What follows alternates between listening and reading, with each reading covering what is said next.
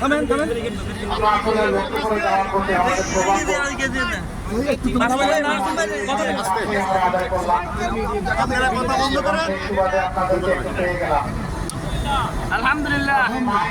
থেকে ভাবছিলাম যে এটা কি মৌলভীবাজার না কুমিল্লা। মৌলভীবাজারের লোক একটু বোকা শুধু, আমার বাড়ি হলো মৌলভীবাজার। বলে দেখলাম যে না, আসলে বুদ্ধি আছে, কারণ ওখান থেকেও বাইক এখানে চলে আসে। আলহামদুলিল্লাহ। আলহামদুলিল্লাহ, কিছুদিন আগেই আমরা কুমিল্লা এসেছিলাম, আপনাদের অনেকের সাথে আমাদের দেখা হয়েছে। আমাদের দেশ বড় ভালোবাসার একটা দেশ, অনেক রক্তের বিনিময়ে অর্জিত দেশ, বারবার রক্ত দেওয়া দেশ। রক্ত দেওয়া যেন আর শেষ করছে না। দুনিয়ার বিভিন্ন জাতি মাত্র একবার স্বাধীন হয়, আমরা যে কতবার স্বাধীন আর হবো আল্লাহ ভালো। আমরা 47-এ স্বাধীন হলাম, 71-এ স্বাধীন হলাম, 26-এ এসে আবার স্বাধীনতার কথা বলছি। এ সবগুলোর পিছনে অনেক রক্ত, অনেক জীবন, অনেক ত্যাগ। কেন তাহলে জাতি বারবার রাস্তায় আছে? এদেশের মানুষ তাদের দেশকে ভালোবাসে, সাধারণ মানুষ তারা রিয়েলি ভালো, কিন্তু সাধারণ মানুষের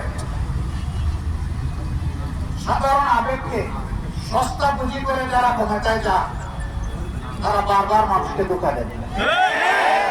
তারা ভালো না। এই জায়গাটা ভালো না হওয়া পর্যন্ত দেশ ভালো হবে না।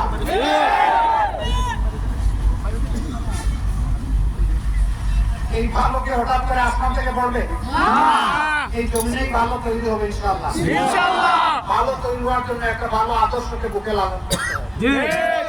দুনিয়ার সবচেয়ে ভালো আদর্শ কোনটি?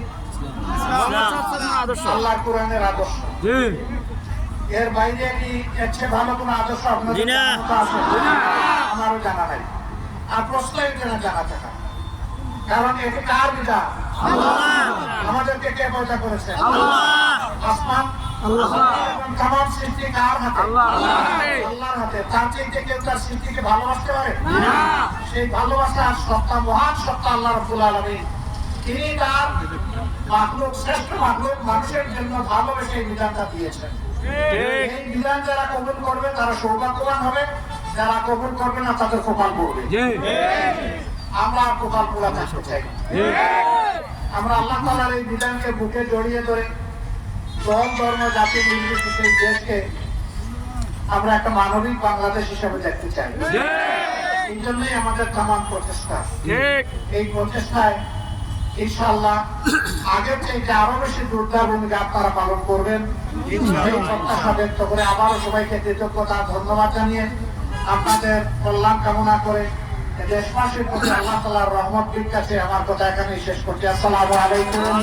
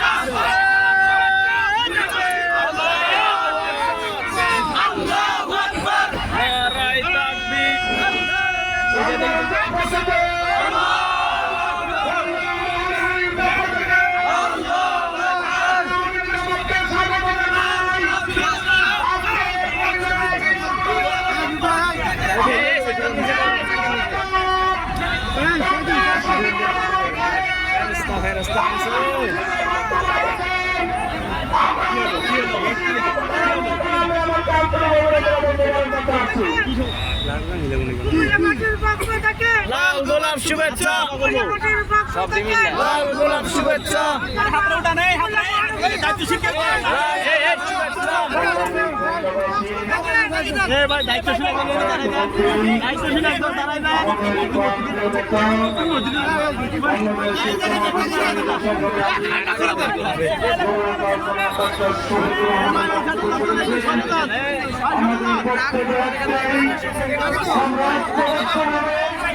আমরা বাংলাদেশ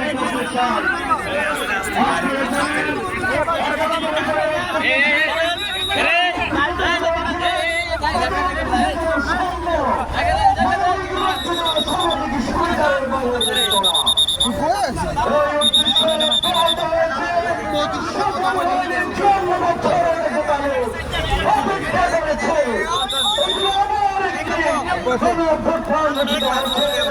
2000 ছাত্রদের জীবন নিয়েছে